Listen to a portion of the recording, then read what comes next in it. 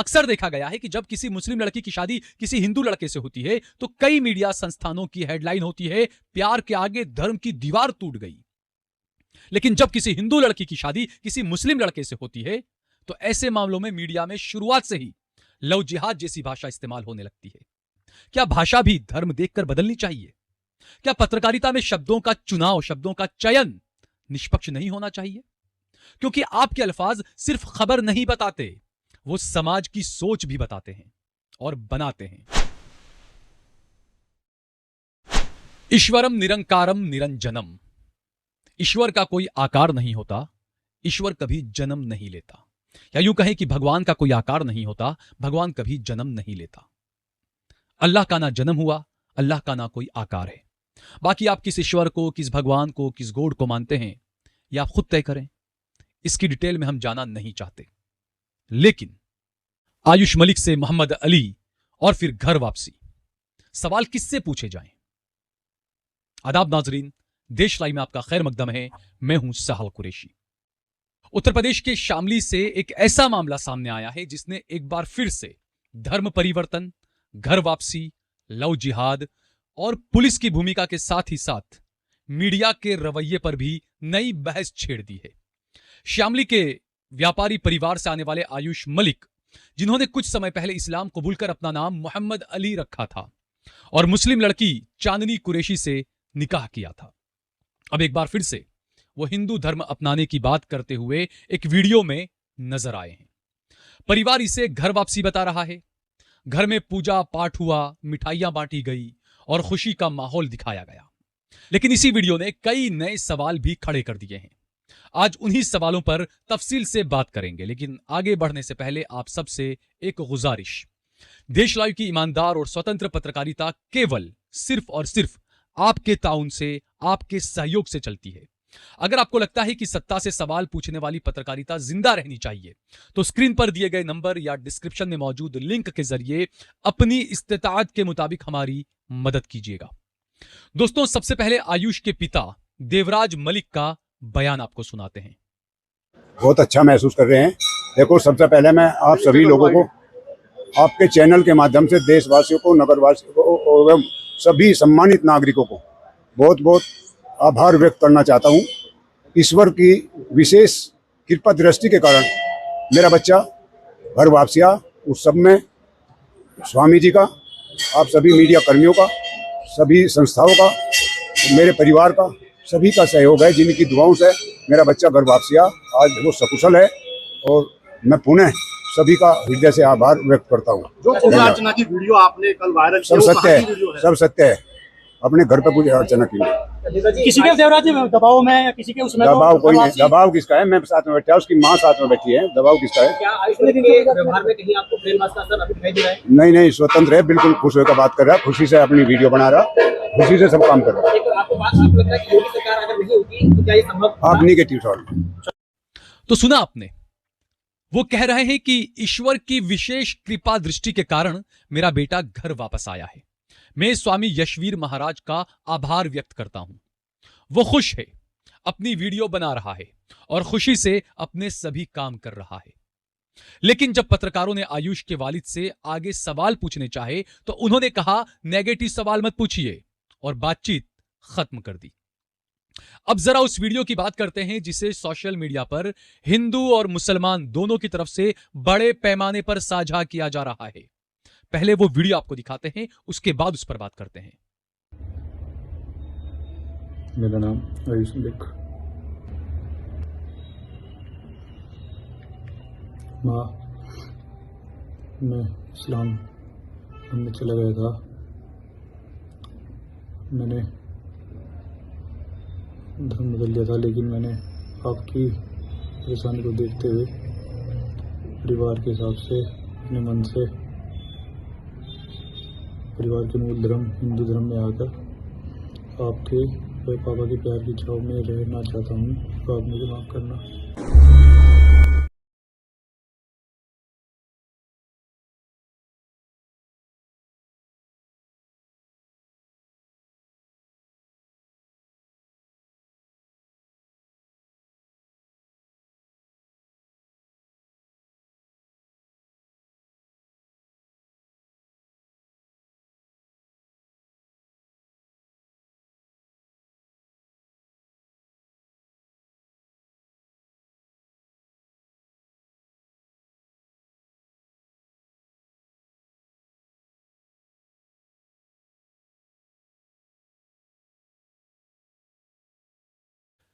देखा दोस्तों आपने, वीडियो में आयुष कह रहे हैं कि उन्होंने दोबारा हिंदू धर्म अपना लिया है। वो परिवार के साथ बैठे हैं, घर के मंदिर में पूजा कर रहे हैं और माफी भी मांगते दिखाई देते हैं। लेकिन वीडियो देखने वाले कई लोगों ने इस वीडियो में कुछ खास बातें नोटिस की है। वीडियो में कई जगह एडिटिंग कट दिखाई देते हैं। कई बार आयुष रुकते हैं, अटकते हैं और ऐसा लगता है कि वो सामने रखे किसी मोबाइल या कागज की ओर देखकर वही बोल रहे हैं जो उन्हें लिख कर दिया गया है या जो उन्हें बोलने के लिए कहा गया है। इस वीडियो में आयुष काफी असहज नजर आ रहे हैं। कोई भी व्यक्ति भावनात्मक परिस्थिति में कैमरे के सामने असहज हो सकता है, लेकिन सवाल इसलिए उठ रहे हैं क्योंकि कुछ ही दिन पहले यही आयुष जब खुद को मोहम्मद अली बताते थे, मीडिया के सामने लगातार इंटरव्यू दे रहे थे, वो बिना झिझक अपने फैसले का बचाव कर रहे थे। पत्रकारों के हर सवाल का कॉन्फिडेंस के साथ बेबाकी से जवाब दे रहे थे। उन्होंने कई बार कहा कि उन्होंने अपनी इच्छा से इस्लाम अपनाया है और अपनी मर्जी से निकाह किया है। इन बातों को वो बार बार बड़े ही कॉन्फिडेंस के साथ दोहरा रहे थे और इसी वजह से आज सामने आए उनके नए वीडियो की तुलना उनके पुराने वीडियो से की जा रही है जो उन्होंने मीडिया को इंटरव्यू दिए थे। क्या दोनों वीडियो अलग अलग परिस्थितियों में रिकॉर्ड किए गए? क्या सच में समय के साथ उनकी सोच बदल गई है? क्या वो अपने परिवार या हिंदू संगठनों के दबाव में है या पुलिस जांच के बाद उन्होंने अपना निर्णय बदल दिया, अपना फैसला बदल दिया? क्या चांदनी और उसके परिवार को बचाने के लिए आयुष ने यह कदम उठाया है? इन सवालों का जवाब फिलहाल सिर्फ आयुष ही दे सकते हैं, लेकिन किसी भी मीडिया वाले से उनकी बात नहीं होने दी जा रही है। लेकिन इस मामले से कुछ ऐसी बातें उभर कर सामने आई है जिसके बारे में बात किए जाने की सख्त जरूरत है। आयुष मलिक ने पहले सार्वजनिक रूप से कहा था कि वो बचपन से इस्लाम की शिक्षा से प्रभावित थे।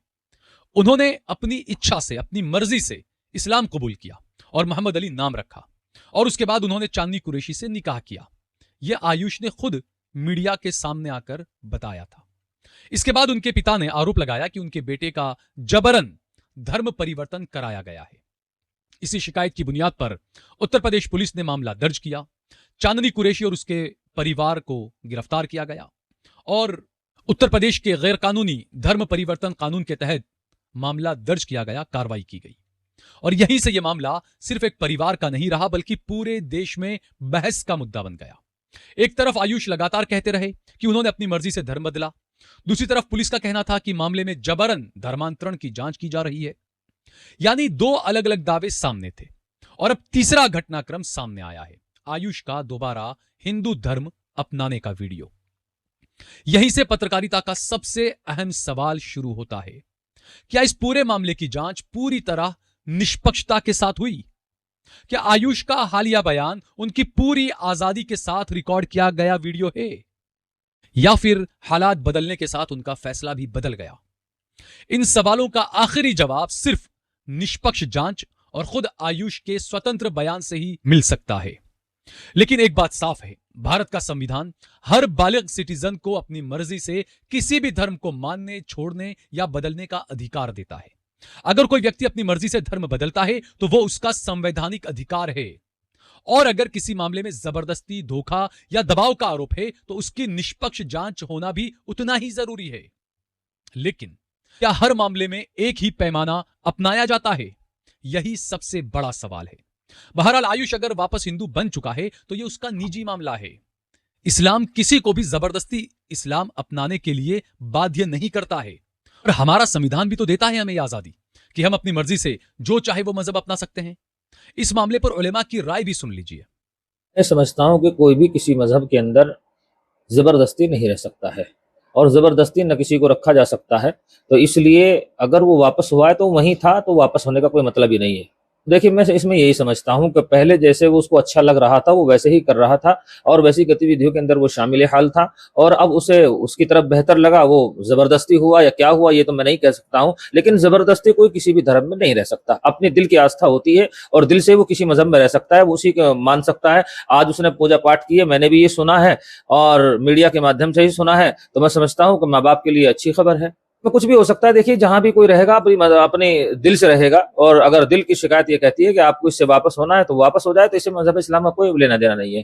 जैसे आगे भविष्य में जैसे आप वापसी कर ली है, इसने हिंदू उसमें पूजा पाठ भी कर ली है, तो आगे अगर इस्लाम में फिर दोबारा नहीं, बिल्कुल आ सकता है, उसकी मर्जी की बात है। मैं यही कहता हूं कि कोई भी मजहब है, चाहे वो सनातन धर्म हो, चाहे वो मुस्लिम मजहब हो, चाहे वो बौद्ध मजहब हो, चाहे वो ईसाई मजहब हो, चाहे सिखरिज्म हो, कोई सा भी मजहब हो, अगर वो किसी भी मजहब में रह सकता है तो वो अपने दिल से रह सकता है। कोई जबरदस्ती आज तक कोई न रख सका, न रह सकता है, न करवा सकता है।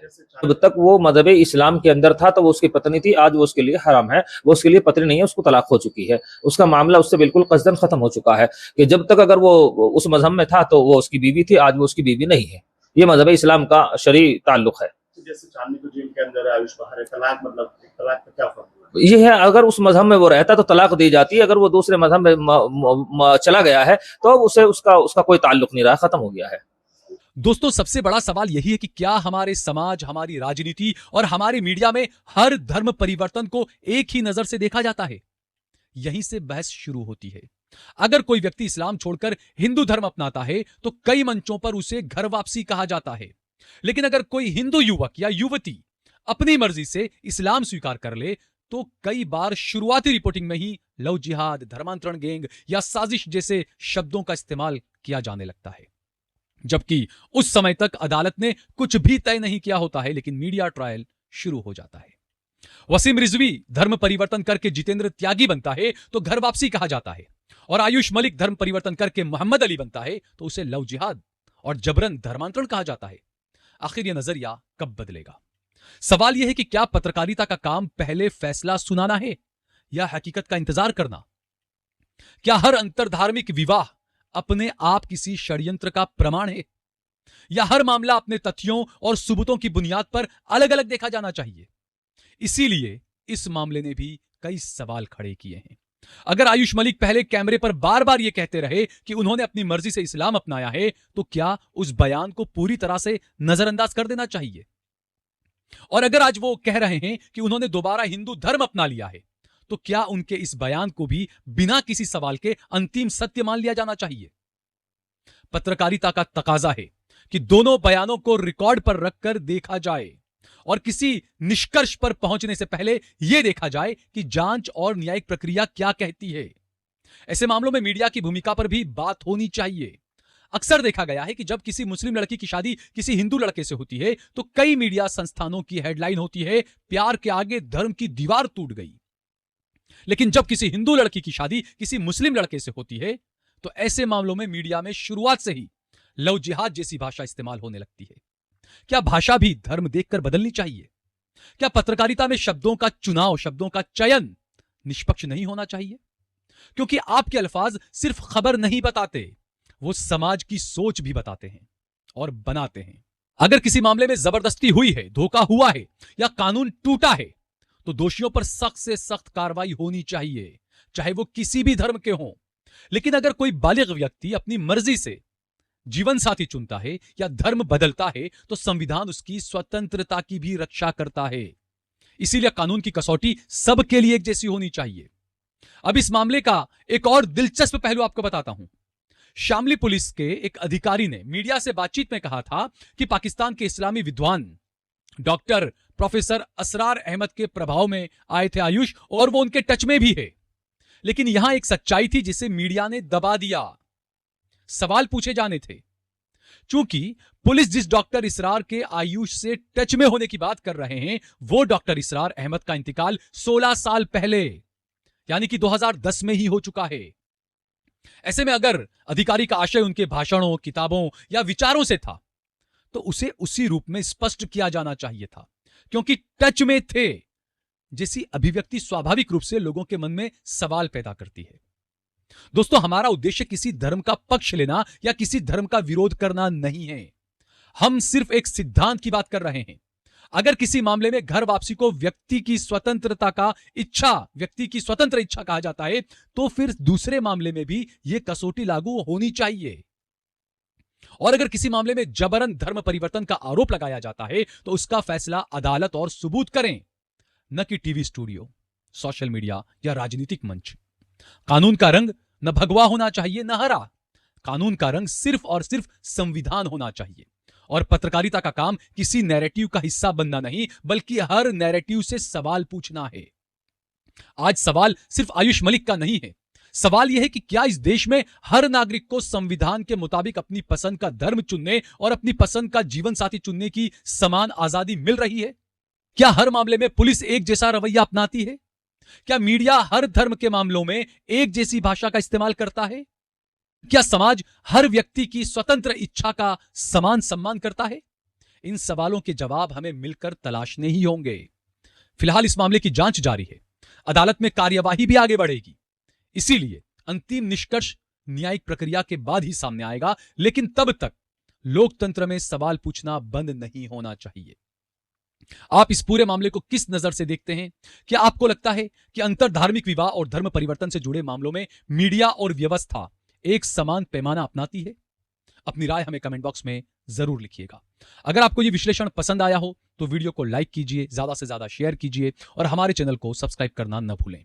मैं सहल कुरैशी, मुझे दीजिए इजाजत। जय भारत, जय हिंद।